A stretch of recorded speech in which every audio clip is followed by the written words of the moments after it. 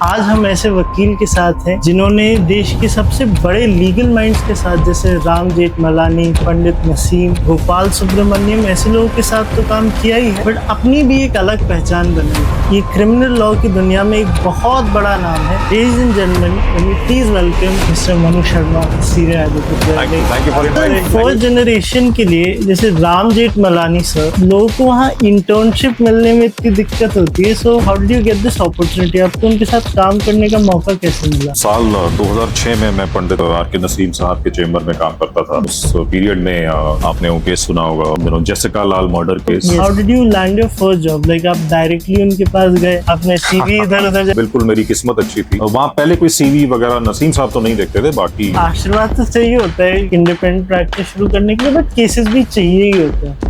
वो कैसे? केसेस अपने आप आते हैं। आपको लगता है कि आपको कोई नहीं देख रहा है, मगर आपके पीछे 20-30-50 लोग जो बैठे हैं, जिसमें लिटिगेंट भी हैं, जिसमें दूसरे वकील भी हैं, सब आपको देख रहे हैं। आप अच्छा काम कर रहे हैं तो आज नहीं तो कल, कल नहीं तो परसों आप नजर में आएंगे, और जब आप नजर में आएंगे तो आपके रास्ते में काम भी आ जाएगा। रास्ते खुलते हैं और कई बार फीस थोड़ी सी दिलवा देते हैं, इसलिए तो वो शुरू हो गया। आपको मुझे लगता था कि मतलब थोड़ी तो बढ़ा दूं बीच में? नहीं। मैंने no, never. That's why I said it's a teacher-pupil relationship wherein you should never bring up money at all. Even if you don't get paid, you should not. So, but if a person who उसको अपना rent भी देना होता है, तो आपने उसके लिए फीस ली कि स्टेट वर्सेस सुक्खी के लिए? हाँ, थोड़ी बहुत मिलती थी, जो 1-2 हज़ार रुपए कोई मिल जाते थे। फिर आता है आई थिंक 2010-11 का टाइम, जब आपके पास आता है ए राजा का केस, 2G स्कैम। तो आपके पास ऐसे केस क्यों आ जाते हैं एकदम मीडिया जिसमें एकदम इन्वॉल्व भी हो जाए?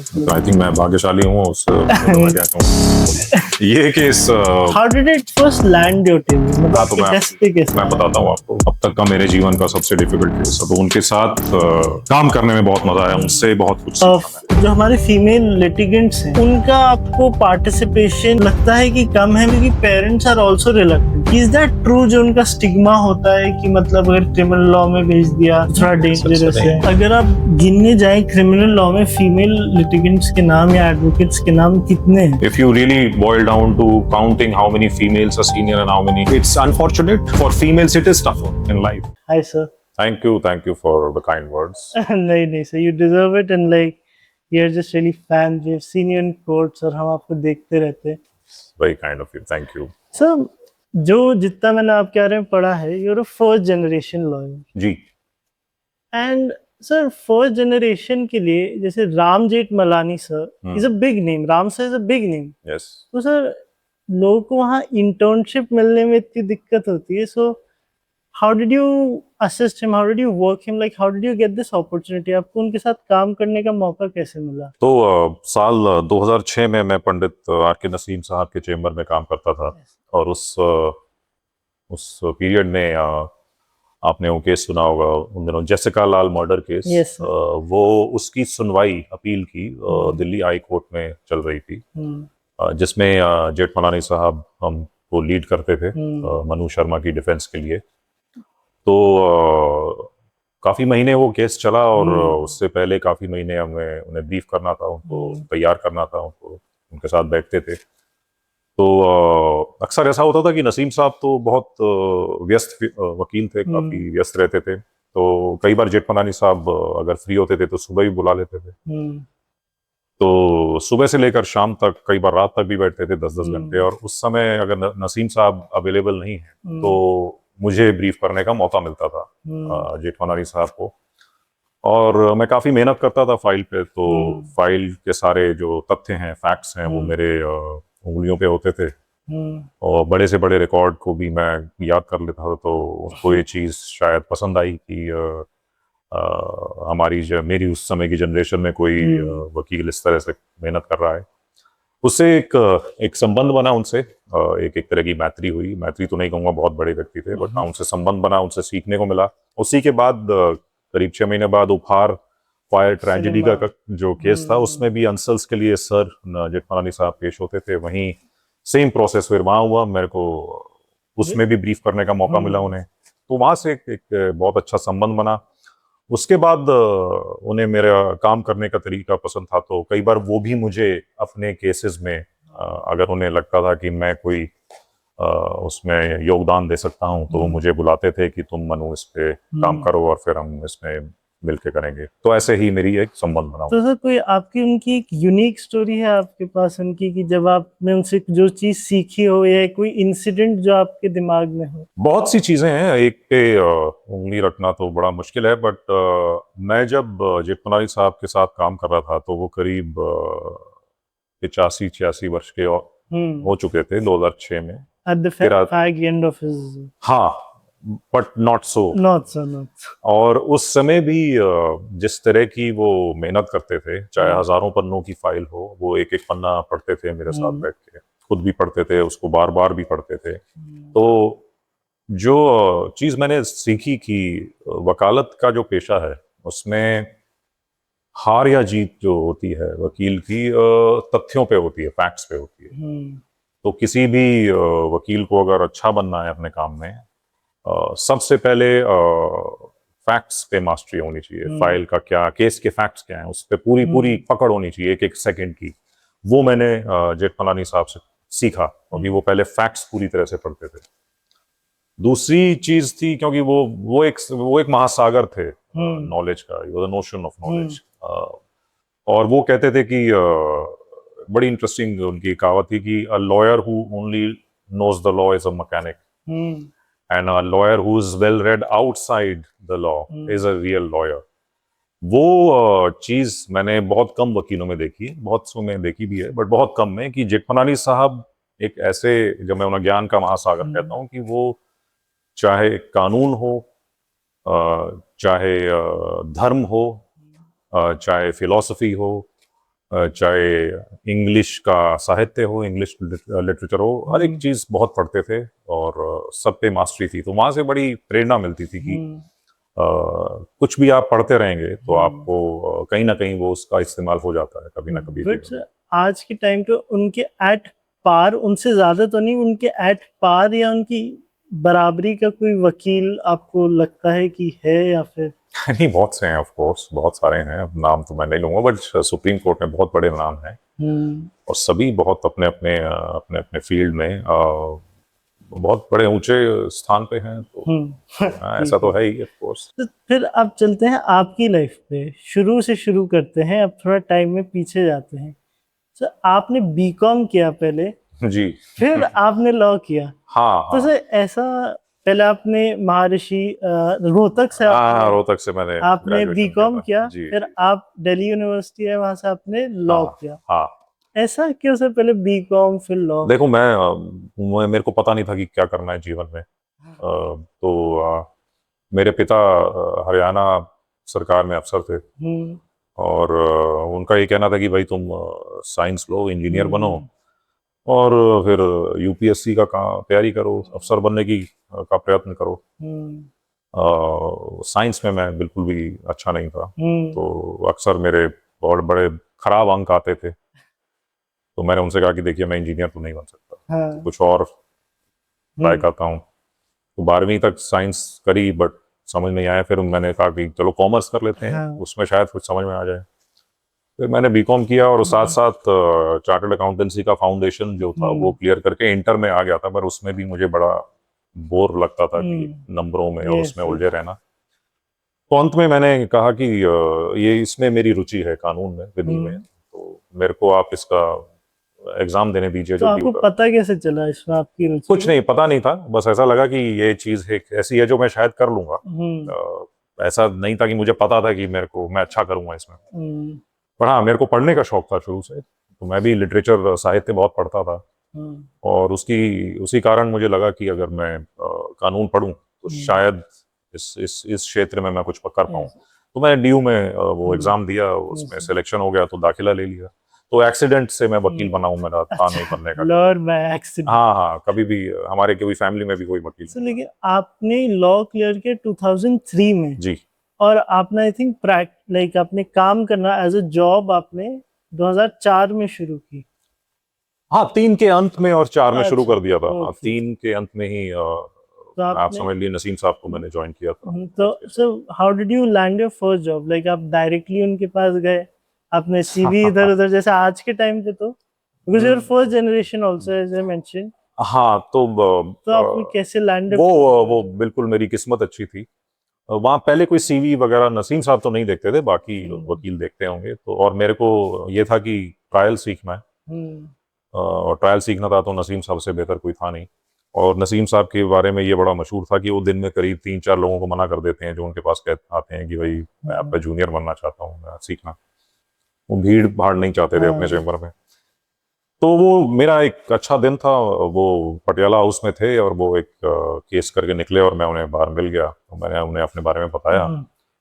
और उन्होंने कहा ठीक है चेम्बर आ जाना। तो मुझे लगा कि यहाँ एक पहली सीढ़ी तो हो गई। फिर वो विकास पे पुरी में उनका मकान था, वहीं पे दफ्तर था, मैं गया और वो राजी हो गए। तो ये किस्मत थी मेरी, अच्छी किस्मत थी कि तो आप सबसे पहले उनके पास गए थे सर, या फिर कहीं और भी आपने? पहले मैंने इंटर्नशिप्स की थी, कॉर्पोरेट लॉ की करी, यस और बट मुझे कॉर्पोरेट लॉ में थोड़ा बहुत सिविल करने का मौका मिला, बट मुझे था कि नहीं, मुझे क्रिमिनल लॉ के क्षेत्र में ही जाना है। बिकॉज़ आपने बीकॉम किया तो मैं सोच रहा था आदमी जो है कॉर्पोरेट लॉ में जाएगा, आप क्रिमिनल लॉ में चले गए। हाँ बट हाँ उसकी एक वजह थी। जो लॉ में था मैं, तो मेरी तो लॉ में पहले जो 2 सेमेस्टर होते हैं उसमें क्रिमिनल लॉ 1, क्रिमिनल लॉ 2 और एविडेंस होते हैं। तो क्रिमिनल लॉ 1 और 2 में सीआरपीसी और आईपीसी दोनों मिला के एग्जाम आता है। एविडेंस में जो साक्ष्य अधिनियम है उसका होता है। तो उसमें मेरे अंक मेरे बैच में सबसे ज्यादा आए। अच्छा, क्रिमिनल लॉ 1, 2 और एविडेंस मिला के। तो ऐसा हुआ कि हाँ इस फील्ड में रुचि ज्यादा है। तो जब वकालत करने का भी स्टेज आया तो लगा कि क्रिमिनल लॉ में ही ट्राई करते हैं। तो उस टाइम पे जब आपने 2004 में स्टार्ट किया तो पे क्या होता था लॉयर्स का? आजकल बिकॉज ये बहुत ज्यादा इशू भी है कि मतलब पे का एक अंडर पेमेंट का जो इशू होता है। देखिए मैंने कभी भी वकालत को, मैं पे बताऊंगा आपको। वकालत जब आप सीखते हैं किसी सीनियर के साथ, तो वहां कोई नौकरी नहीं है। वो एक गुरु और शिष्य की जो परंपरा है उसी के आधार पे चलता है। और गुरु और शिष्य के बीच में कोई तनख्वाह नहीं होती, कोई सैलरी नहीं होती। आज के लोग क्या सोचते हैं, शायद अलग सोचते हों। मेरा ये था कि मुझे नसीम साहब से सीखना है, और अगर वो देंगे कुछ तो ठीक है, नहीं देंगे तो ठीक है। तो वकालत में पहले शुरू से कहते हैं कि पहले 5 साल 10 साल आपको आपका परिवार का एक सपोर्ट होना चाहिए। तो वो था। पे की बता देता हूँ, नसीम साहब मुझे 2000 रुपए पर माह प्रति माह देते थे। तो उसमें बड़ा थोड़ा बहुत, जो मेरे पिता ने मुझे कार दी हुई थी उसका डीजल डल जाता था, बस उससे ज्यादा नहीं। पर धीरे धीरे जब मैंने उनको असिस्ट करना शुरू किया और उन्होंने देखा कि हाँ ये काम कर रहा है, और क्लाइंट्स भी देखते हैं कि कोई मेहनत करता है, इनिशिएटिव लेता है, तो रास्ते खुलते हैं। कई बार फीस थोड़ी सी दिलवा देते हैं सीनियर आपको। तो वो शुरू हो गया। आपको तो लगता था कि मतलब थोड़ी तो बढ़ा दें बीच में? नहीं मैंने no never that's why I said it's a teacher pupil relationship wherein you should never bring up money at all, even if you don't get paid, you should not. So, but if a person who अगर जो शायद से बिहार से दिल्ली आ रहा है, उसको अपना rent भी देना होता है और ये सब, वो देखिए ये जो ओल्ड विजडम है और जो वकालत में आप सीखेंगे, पुरानी कहानी सुनेंगे, किसी भी बड़े वकील को आप देखें, ये तय है कि पहले 5 से 10 साल मुश्किल का समय होता है। उसमें परिवार अगर आपको सपोर्ट ना करे, मैं ये नहीं कह रहा कि ऐसा व्यक्ति जो कहीं बाहर से आया है वो कैसे गुजारा करेगा, वो जीवन की सच्चाई है। मगर जो लिटिगेशन है, चाहे सिविल में जाएं चाहे क्रिमिनल में जाएं, आपको कुछ समय के लिए सिर्फ सीखने पे ही जोर देना है, आपको पैसे पे नहीं। और उसलिए परिवार योगदान दे तो अच्छा रहता है, वरना दिक्कत आती है। तो शुरू के सालों में like in the foundation years जो होते हैं, मेहनत भी बहुत होती है। जी बिल्कुल। तो पर्सनल लाइफ का भी आई थिंक सैक्रिफाइस होता होगा और ये सब। तो आप क्या वर्क लाइफ बैलेंस कैसे मेंटेन? शुरू में होता है। शुरू में जैसे मैं गुड़गांव में रहता था जब मैं नसीम साहब के साथ था, तो गुड़गांव से विकास रोज पहले 30,000, फिर विकासपुरी और कभी कभार पटियाला हाउस। तो तब यही 2 कोर्ट थे, तो बाद में बाकी बन गए। हाँ, तो रात में लगा लीजिए, मैं सुबह 7 बजे निकलता था, रात को 9-10 बजे घुसता था और पूरे दिन सर के साथ रहता था, उनकी फाइलें। तो आपके मम्मी पापा कंप्लेन नहीं करते थे कि नहीं, उन्हें पता था। So I have been lucky that way. मैं खुशनसीब हूँ कि मेरे परिवार, पहले मेरे माता-पिता और फिर मेरी पत्नी, सभी शुरू से समझ रहे थे कि इस काम में समय लगता है। मेहनत मशक्कत। कहते हैं law is a jealous mistress, तो वो मैंने बड़े साफ तौर से बता दी थी। हाँ, अब इस स्तर पे आने के बाद जो आपने वर्क लाइफ बैलेंस की बात करी, अब मैं कोशिश करता हूँ कि हाँ, दिन में 3-4 अपना काम किया, जल्दी जितना हो सके अपना सारी मीटिंग्स की, अगले दिन के ब्रीफ पढ़े और फिर थोड़ा समय अपने परिवार तो के साथ मतलब तो मुझे लगता है लॉयर्स को सिर्फ लॉयर्स ही समझ सकते हैं, कि मुझे लगता है नॉर्मल आदमी उनका जो, मैं नहीं कह रहा कि मतलब कॉर्पोरेट या कोई हमें मतलब उनके रूटीन्स कुछ ज्यादा ही डिफरेंट होते हैं, बट हमारे वर्किंग आवर्स ऐसा होते हैं कि कोई समझ नहीं पाएगा कि 10 बजे जा रहे हैं घर। आई थिंक so ऐसा कोई हमें, आपको लगता है समझ पाते हैं, आपके टाइम पे समझते थे लोग जो समझ लॉयर्स जाते हैं। नहीं थे? नहीं, समझ जाते हैं। आपका परिवार शुरू में लगता है ऑफ कोर्स सबको, अगर आपका जो जीवन साथी है, पत्नी है, वो भी अगर इस क्षेत्र से नहीं है, कानून से, तो उन्हें लगेगा कि ये 10-10, 11 बजे क्या काम हो रहा है। हाँ, धीरे धीरे सबको सब समझ आ जाता है कि हजारों पन्ने पढ़ने हैं, बार बार पढ़ने हैं, यस तो सर। समय तो लगता ही है। तो सर फिर अब आप पंडित नसीम सर के साथ काम कर रहे हैं, फिर आपने जेठमलानी सर को इसी बीच में असिस्ट करना शुरू किया था ना? हाँ, मैं उनका कभी चेंबर में ऐसे जूनियर नहीं था, जूनियर बट हाँ, बहुत असिस्टेंट। सारे केसेस में उनके साथ काम किया, तो वो मेरा सौभाग्य है। तो सर फिर आपका जेसिका लाल केस पंडित नसीम सर के साथ हाँ, काम करते क्योंकि हुए। पंडित नसीम साहब ने मनु शर्मा का ट्रायल पूरा किया हाँ, था सारा। तो मैंने एक स्टोरी सुनी है कि जज साहब कहते थे कि अक्यूज मनु शर्मा आ गए और फिर आपको पूछते थे lawyer Manu Sharma. Yes, that was जज, सेशंस जज मिस्टर बयाना, हाँ, सुंदर लाल बयाना साहब थे। तो हाँ, वो काफी एक मजाक का, एक कभी कभी लाइट मोमेंट होता था कोर्ट में कि दोनों का एक ही नाम है। तो सर जब अब आपके डेस्क पे ये केस, आप पंडित नसीम सर के पास कितने जूनियर्स थे सर? उसके दो, क्योंकि उनको नहीं, दो नहीं, काफी थे, करीब 7-8 लोग थे। पर हाँ, काम सारा मैं कोशिश करता था कि मैं करूँ। आप ही के स्टार जूनियर। स्टार बात तो नहीं पता, बट हाँ, मैं लगा रहता था। तो जब आपको सर ये पहली बार मैटर अलॉट हुआ था जेसिका लाल मोड़ो की, तो आपने मतलब क्या था दिन, कैसे अप्रोच किया, क्या हुआ था? जैसा कि मैंने कहा कि वहां भी अलॉटमेंट का सिस्टम नहीं था, सब फ्री थे, कोई भी आके पढ़ सकता है। जब कोई मुकदमा शुरू हो जाता है तो आपको लगता है कि जो अब जैसे जेठमलानी साहब करेंगे हाई कोर्ट में और सुप्रीम कोर्ट में, तो नसीम साहब भी एक एस्टैब्लिश्ड वकील हैं, और ब्रीफ करने का शायद उन्हें समय ना मिल पाए, तो मैंने इसलिए पढ़ा, उसे डिटेल में जाके पढ़ा, एक एक पन्ना पढ़ा।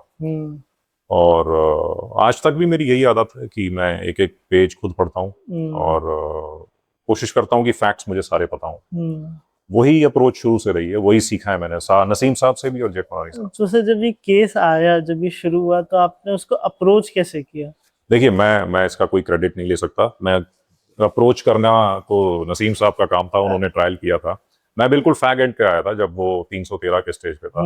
मेरा काम था सिर्फ पढ़ लेना अच्छे से, क्योंकि जब हजारों पन्ने की फाइल होती है तो कभी भी सीनियर पूछते हैं कि किस विटनेस ने किस पेज पे क्या बोला है, तो वो मेरा काम था, वो मैंने अच्छे से किया। हाँ, ट्रायल की स्ट्रैटेजी नसीम साहब की थी, और जो भी बहस हुई वो नसीम साहब और जेठमलानी साहब के तालमेल से और ब्रीफिंग से हुई, और उनकी जो कानून की जो विद्या है ऑफ कोर्स उसके हिसाब से हुई। तो सर अब इस केस में मीडिया भी बहुत इन्वॉल्व है, तो हाई प्रोफाइल केस, तो मीडिया ही बहुत था। तो सर कभी क्या होता है, मीडिया कुछ और तथ्य दिखाता है और फैक्ट्स असल में कुछ और होते, तो ऐसे इस केस में भी कुछ था? ऐसा इस केस में बहुत होता था। जैसे सर? अब जैसे तो नहीं, बट हाँ, जैसे एक होता है कि केस की रिपोर्टिंग, कि कोर्ट में ये हुआ, विटनेस ने ये बोला, जज साहब का ये तर्क आया, या अगर जिरह हुई, क्रॉस एग्जामिनेशन जिसे कहते हैं, तो वकील ने ये पूछा, आप जाइए और उसको रिपोर्ट कीजिए। That's fair reporting. उसमें कोई बाधा नहीं है, होना भी चाहिए, सबको पता लगना चाहिए कि क्या कोई केस चलता है तो क्या होता है। एक होता है कि किसी एक आदमी को दिखाना कि इसी ने किया है, ये ओपिनियन देना गलत है।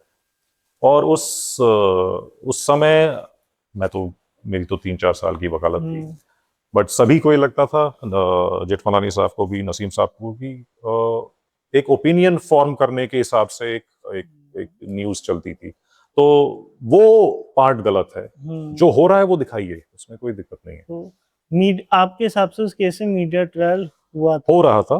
अब मैं उस चीज में नहीं जाऊंगा कि उसका जो कोर्ट के फैसले पे असर हुआ नहीं हुआ। मैं उस आई हैव नथिंग टू से ऑन दैट। बट हाँ, एक मीडिया ट्रायल था उसके हो रहा था। तो उस वक्त मीडिया भी कहीं ना कहीं हमारी जुडिशरी को कोशिश तो करता है, सफल होता है कि नहीं वो केस बाय केस होता है, और जज बाय जज। हाँ देखिए, मोस्टली जजेस को फर्क नहीं पड़ता कौन बाहर खड़े होकर क्या बोलता है। मोस्टली जजेस, मैं कहूँगा 99% जो लिखा हुआ है, जो रिकॉर्ड है, उसके हिसाब से चलते हैं। मगर ये जज भी एक इंसान है, उसकी भी अपनी सोचने का एक नजरिया हो सकता है, उसकी कुछ कमजोरियां हो सकती हैं। तो अगर उस वजह से उसको मीडिया के कुछ बोलने से कुछ असर पड़े तो I can't rule it out, but I hope it doesn't happen, and it very rarely happens.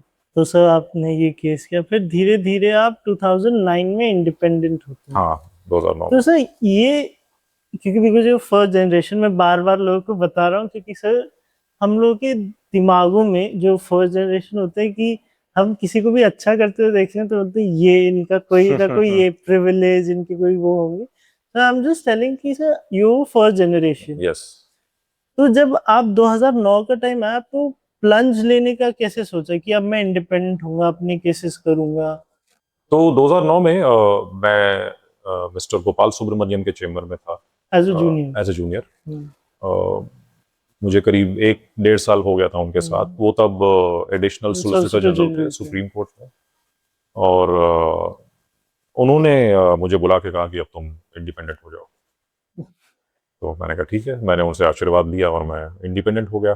और तब मेरे 2 मित्र थे, उन्होंने रिसेंटली एक दफ्तर बनाया था और जंगपुरा एक्सटेंशन में, और वो ढूंढ रहे थे कि कोई और शेयर कर ले हमारा, इतना अभी हमें जरूरत नहीं इतने बड़े स्पेस की।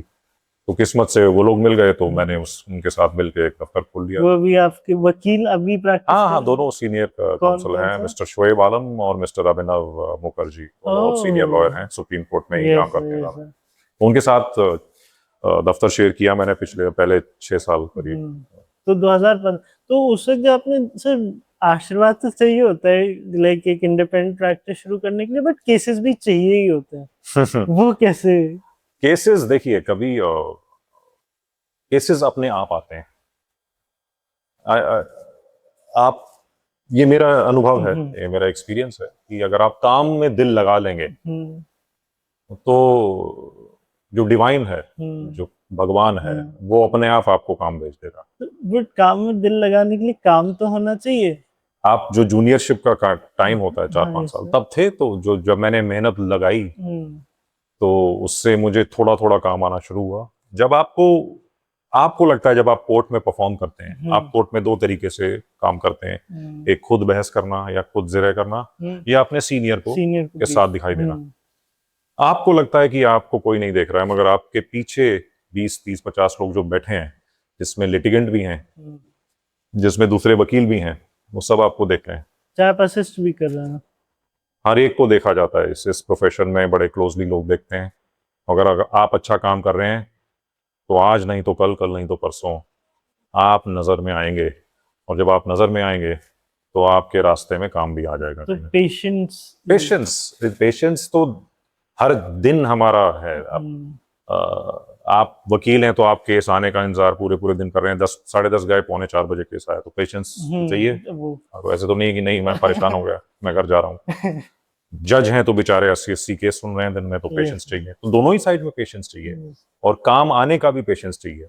और अगर आप अपना समय लगाएंगे पढ़ने में, जो काम है उसे अच्छे से करने में, और काम जब खत्म हो गया तो अपनी रीडिंग करें, अध्ययन करें।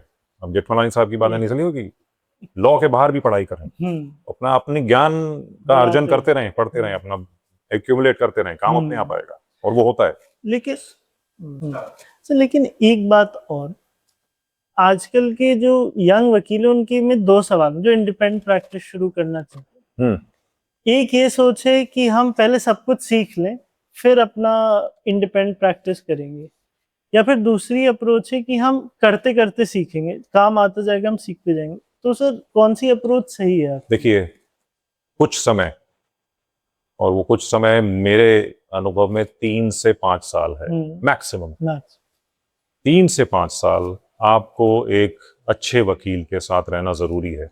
आप अगर पहले ही दिन से ये कहेंगे मैं खुद करूंगा, हो सकता है आप कर लें, मगर आपकी अप्रोच हो सकता है ठीक ना हो। तो उसको हर एक ब्रीफ को अप्रोच करने का एक तरीका होता है। हाँ, वो जब आप कुछ समय बिताते हैं एक अच्छे वकील के साथ, तो आप धीरे धीरे धीरे धीरे एब्जॉर्ब कर लेते हैं। एक दिन में नहीं होता, इसलिए 3 से 5 साल लगते हैं। तो सीखना जरूरी है। कुछ लोगों के ऊपर कंपल्शन भी होता है कि उन्हें कमाना है, तो पहले दिन से इंडिपेंडेंट होना चाहते हैं। मैं उस पर तर्क नहीं करना चाहता, पर मेरा अनुभव ये है कि आप 3 से 4 साल किसी व्यक्ति के साथ, अच्छे वकील के साथ जुड़ें, उसको देखें, उसको सीखें, उसके साथ ब्रीफ पे काम करें, फिर इंडिपेंडेंट हो।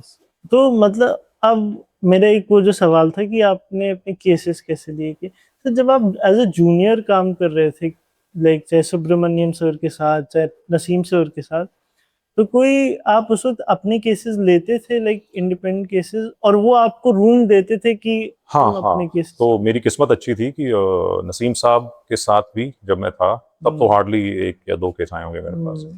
मेरे को पूरी आज़ादी थी, और ऐसे ही सुब्रमण्यम साहब भी, उनका मुझे पूरा आशीर्वाद था कि अगर तुम्हें अपना केस चलता है तो तुम करो। तो वहाँ हर जूनियर को पूरी आज़ादी है। तो आपको अपना पहला केस याद है सर, इंडिपेंडेंट जो आपको मिला, सिर्फ आपको मिला? हाँ, एक मर्डर केस ही था, आउटर दिल्ली में था, स्टेट वर्सेस सुखी करके। तो मिला कैसे सर आपको? बस एक दिन मिला कैसे, इंटरेस्टिंग क्वेश्चन। आपका जो सर्कल होता है ना, हाँ, फ्रेंड सर्कल, फ्रेंड या इवन रिश्तेदार, तो मेरे एक रिश्तेदार हैं, उनके यहाँ एक पीएसओ थे दिल्ली पुलिस के, उनका लड़का उसमें फंस गया था मर्डर में। तो उन्हें पता था कि मैं नसीम साहब के साथ हूँ, और 3-4 साल मैंने वहां लगाए हैं, तो शायद मुझे कुछ मर्डर ट्रायल करना आता हो। तो उन्होंने अपने पीएसओ को भेजा कि भाई तुम्हारा लड़का इस मुसीबत में फंस गया, तो तुम जाके मिल लो। वो मुझसे मिलने आए, और फिर वो केस मुझे पहला मिल गया। तो ये सर कहाँ पे चल रहा था? ये चला रोहिणी में, और रोहिणी में ट्रायल चला था, फिर दिल्ली हाई कोर्ट में अपील आई थी उसको। तो दोनों में, ट्रायल में भी और हाई कोर्ट में? जी हाँ, मैं कहा। तो वो जब आपको उसमें फेवरेबल ऑर्डर मिला था या फिर? तो मैं ट्रायल नहीं जीत पाया था। अच्छा, कन्विक्ट हो गए? कन्विक्ट हो गए थे, हाई कोर्ट में फिर सेंटेंस सस्पेंड हो गया था। अच्छा, तो सर जब कन्विक्ट हो गए थे आपको कैसा फीलिंग? बहुत बुरा लगा था कि भाई पहला ही केस ये तो फेवर में नहीं गया। और रिश्तेदार तो फिर और कोई बोलते? नहीं, वो कैसा कुछ, उन्होंने कोई, सबको पता होता है केस अच्छा है, कई केस बुरा है। लोग ये देखते हैं कि मेहनत की है, बट उसी टाइम एक और मर्डर ट्रायल मुझे मिला, उसमें क्विटल हो गया नीचे ट्रायल कोर्ट से। तो उस साइमल्टेनियसली दोनों केस आगे पीछे ही आए थे। वो 30,000 में चलता था, और उसमें तो पुलिस, इंजर्ड आई विटनेस पुलिस का बीट कांस्टेबल था, वो डिसबिलीव हुआ, वो केस बरी हो गया, तो ठीक है। तो आपको detachment, so there is this term called demotional, like you are emotional towards one case, No, it is but you important. get detached also because you have to fight the next case also. Yes. You see, the most important thing is if you've given your best, result is not in your hand. Even in the best of the cases, you may lose, and sometimes in a very tough case, which you think you will lose, a favorable order comes. The important thing is you give your best. And when you start doing it over the course of several years, you reach a stage which you mentioned, a stage of detachment. Yes. The detachment from result is essential, and that's also the word of God. Bhagavad Gita says, "Karm karo, phal mein." फल बात, चिंता मत करो। तो फल अपने आप आएगा, अच्छा आएगा बुरा आएगा, वो ऊपर वाले के ऊपर छोड़ दें। कर्म करें।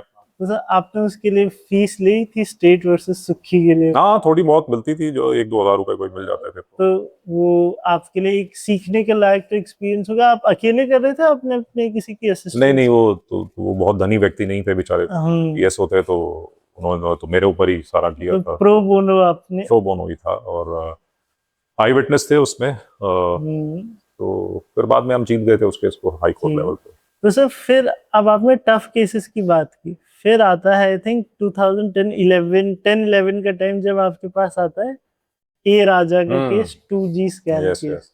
तो आपके पास ऐसे केस क्यों आ जाते हैं एकदम एकदम मीडिया जिसमें एकदम इन्वॉल्व भी हो जाए, तो मतलब? आई थिंक मैं भाग्यशाली हूँ उसको तो मैं क्या कहूँ। ये case how did it first land your table, मतलब हाँ तो आपके डेस्क पे कैसे मैं आया? बताता हूँ आपको। मैं बस इंडिपेंडेंट हुआ था हाँ, 1 वर्ष 2009 पहले, 2009 में इन्हीं दिनों जुलाई के यस करीब अपना दफ्तर बना लिया था। तो जूनियर था आपके पास उस वक्त? नहीं, उस समय कोई जूनियर नहीं था। तो उस समय ये केस बस काफी तूल पकड़ रहा था सुप्रीम कोर्ट में 2010 के मध्य में, अगस्त सितंबर बड़ा टीवी में आता था। हाँ हाँ सर।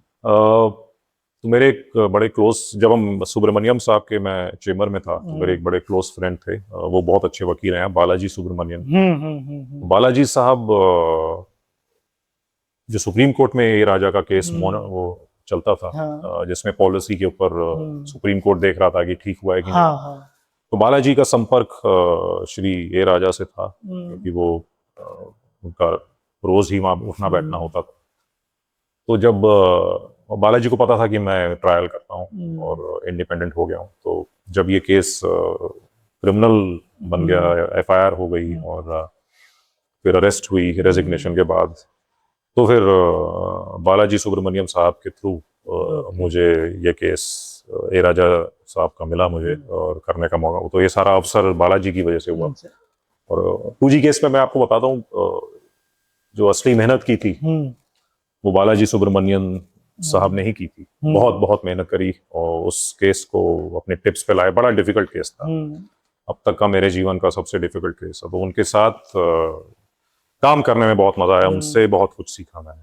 तो सर प्रेशर होता है सर, जब बिकॉज आपने इतने हाई प्रोफाइल केसेस किए, जेसिका लाल में भी थोड़ी देर पहले बात की, अब फिर ए राजा का 2G स्कैम पे, तो प्रेशर होता है कि लगता है कि नहीं, मतलब क्या छोड़ दें इसको, वकालत ठीक चल रही है अपनी साइड में, या फिर एक्साइटमेंट होता नहीं, एक्साइटमेंट होती है, छोड़ना किस लिए। है?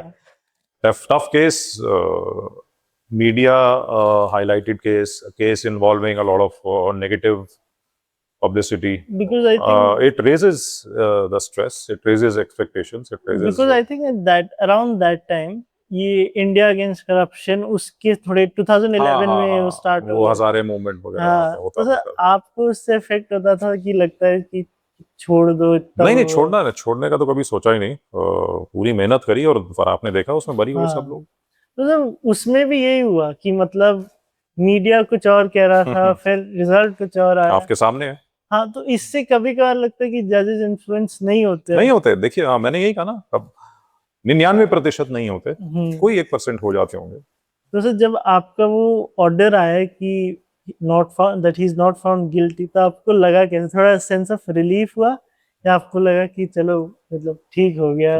No, it's one of the most satisfying moments of my life, that even in such a hotly contested, difficult case, where at one point of time Supreme Court had monitored the investigation, by way of correct appreciation of evidence, the trial court acquitted. So it reposes your faith in the system, that if you conduct a trial well and if the judge rises to the occasion and appreciates the evidence and rises above whatever media or people outside the courtroom are saying, it leads to what true justice is. तो sir फिर जब ये case आपने कर रहे थे और ये सब हुआ था, तो आपके पास फिर इम्पैक्ट तो पड़ा होगा, फिर और केसेस आने शुरू हुए होंगे? देखिए, ऑब्वियसली अगर जैसे मैंने कहा कि आपको जब देखते हैं लोग परफॉर्म करते हुए, तो काम अपने आप आता है। तो हाँ, मगर आप एक बात याद रखिएगा, और ये सभी युवा वकीलों को पता होनी चाहिए, कि उतार चढ़ाव आते रहते हैं, कभी भी समय एक जैसा नहीं चलता। तो कभी बहुत से केस आएंगे, कभी कम हो जाते हैं। पेशेंस, हाँ। तो लीन पीरियड भी आते हैं, बहुत बिजी पीरियड भी आते हैं, वो उतार चढ़ाव चलते रहते हैं। तो आपको अपना मानसिक संतुलन रखना चाहिए, पेशेंस रखना चाहिए। आप कैसे बना के रखते हो सर? आप आदत पड़ जाती है ना।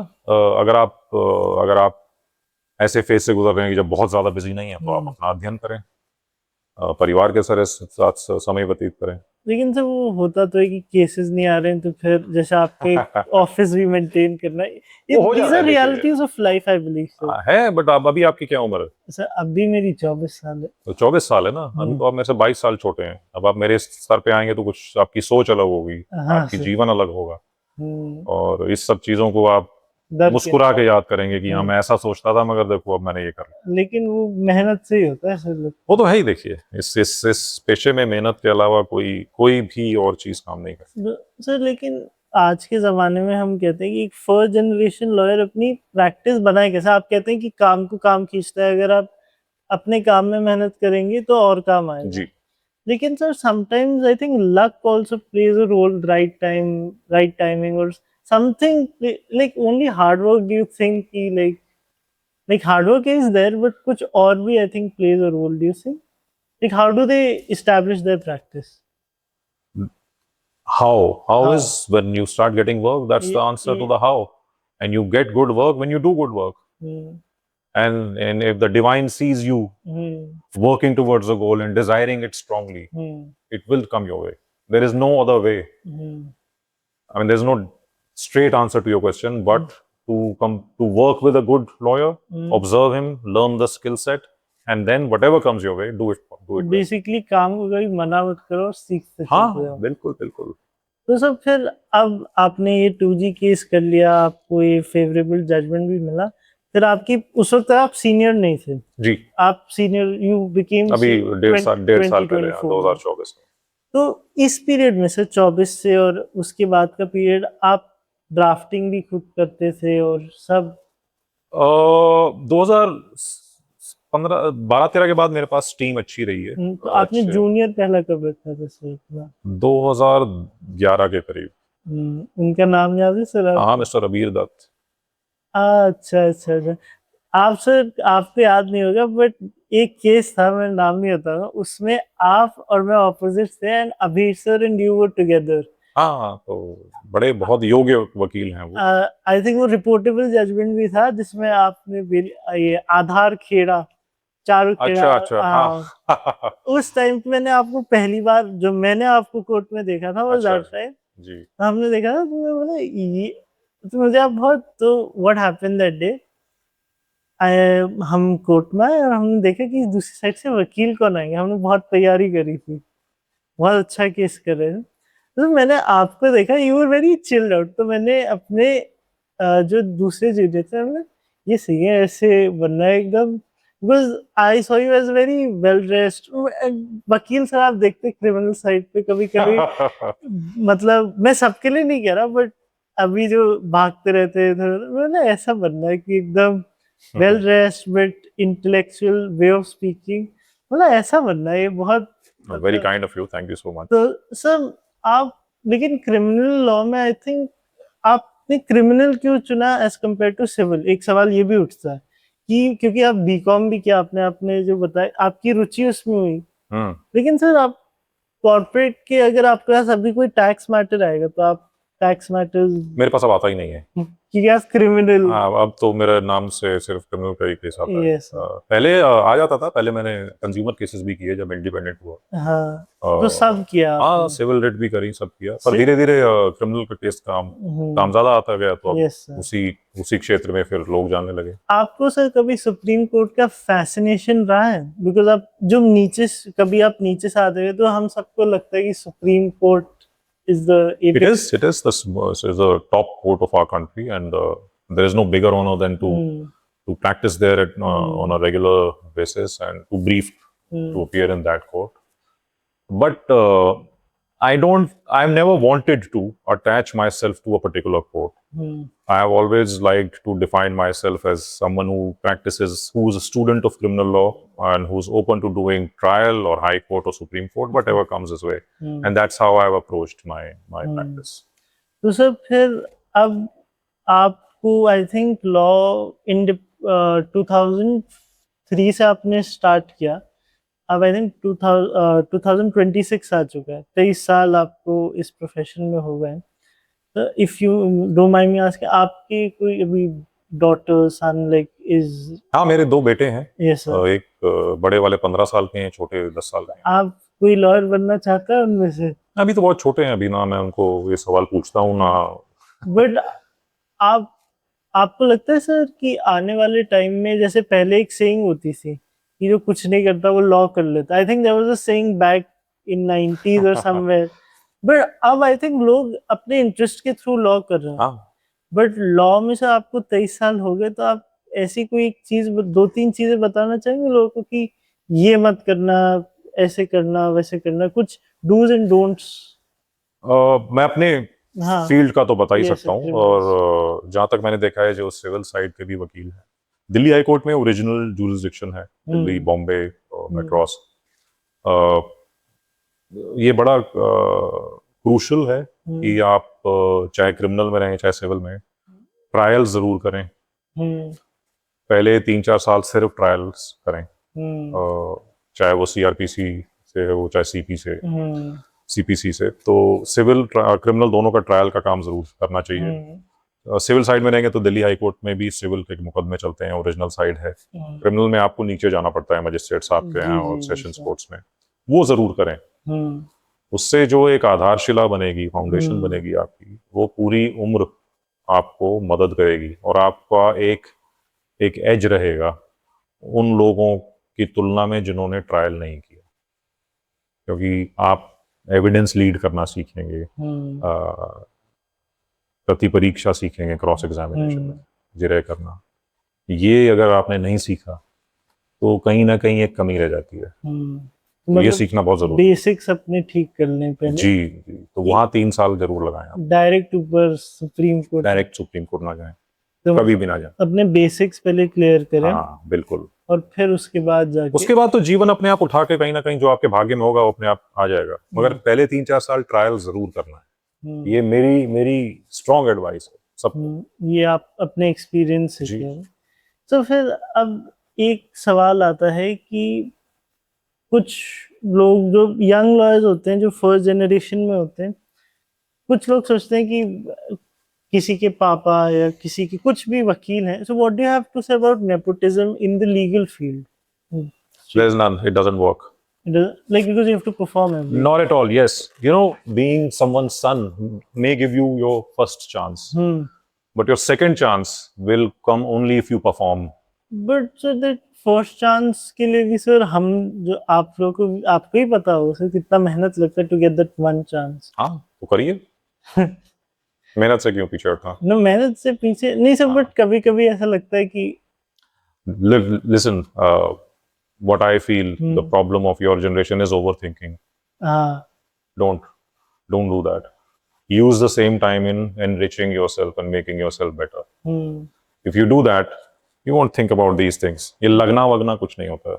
जिस काम हाँ करते रहे। ठीक है, लगना बैठ के लगने से कुछ नहीं होता है। Yes sir. Be fact based. Yes sir. सब एक चीज जो आप क्रिमिनल लॉ प्रैक्टिस में या क्रिमिनल लॉ ऑफिसेज में, कोर्ट्स में नहीं, ऑफिसेज में चेंज करना चाहेंगे, जो आपको लगता है कि मतलब वो ऐसे फंक्शन करने चाहिए इंडिया में, या ऐसी थिंकिंग उन्हें अपने ऑफिस में इनकलकेट करनी चाहिए सर? बिकॉज जैसे कोर्ट में तो वही थिंकिंग होगी ना जो आप अपने चेम्बर्स में थिंकिंग होगी, तो आप क्या चाहते हैं कि मतलब मेरे ऑफिस में सबको मेरी सलाह यही रहती है कि जो मैं बार बार बोल रहा हूँ, फैक्ट्स, पूरे फाइल के फैक्ट्स आपके उंगलियों पे होने चाहिए। अगर वो होंगे तो आप जज को अच्छी असिस्टेंस दे पाएंगे, पैसा चाहे आपके फेवर में हो चाहे अगेंस्ट हो। जज को आप असिस्टेंस अच्छा देंगे तो वो अच्छा फैसला लिखेंगे और जल्दी लिख पाएंगे। ठीक है, तो हर दफ्तर पे ये उत्तरदायित्व है, जिम्मेदारी है कि वो बेस्ट असिस्टेंस दे कोर्ट को, उससे अच्छे फैसले आए और उससे तेज चले। तो जो गति भी आप कहते हैं कि कोर्ट स्लो चल रहा है, नहीं चल रहा है, हो सकता है उसमें गलती बार की हो, अच्छी प्रिपरेशन ना होने की हो, कि भाई वकील जवाब नहीं दे रहा तो जज साहब को खुद ही पढ़ना पड़ रहा है। तो आपके उंगलियों पे होना बहुत जरूरी है। लेकिन कभी कभार चाहे आपका केस उंगलियों पे भी हो, बट क्रिमिनल लॉ में मुझे एक चीज और लगती है कि प्रोसेस इज द पनिशमेंट। चाहे आपको इंसाफ मिल जाएगा लेकिन टाइम लगेगा। वो आपको क्यों लगता है, तो क्लाइंट को लगेगा ना। अरे लेकिन sir, it is true, process is punishing, it is because आपने जो अभी बात की सर, एडजॉर्नमेंट्स बहुत होते हैं, इन एडजॉर्नमेंट्स को उनकी वजह से भी डिले होता है, लॉयर अनप्रिपेयर्ड होते हैं कभी कभार, तो उस वजह से एडजर्नमेंट्स होते हैं। तो इसमें आपको क्या लगता है, जो तारीखें लगती रहती हैं और जो ट्रायल डिले होता रहता है, उसमें गलती, मतलब गलती क्या, मतलब पार्ट ज्यादा किसका होता है, बेंच का होता है, बार का? नहीं नहीं, इसमें आप किसी एक पे निशाना नहीं साध सकते। हम्म, मुझे नहीं लगता बेंच कभी एडजर्न करना चाहता है। कोई भी जज नहीं कर चाहेगा कि केस सिर्फ अगली तारीख पे चला जाए। ये बार की गलती ज्यादा है, ये जो तारीख मांगने का जो काम है, ठीक है। चाहे वो अनप्रिपेयर्डनेस हो, तैयारी ना हो, या आप करना नहीं चाहते एक किसी जज के सामने कि मैं इसके आगे नहीं करूँगा। जजेस मोस्टली एडजर्न करके कोई उनको खुशी नहीं होती, वो डिस्पोजल करना चाहते हैं।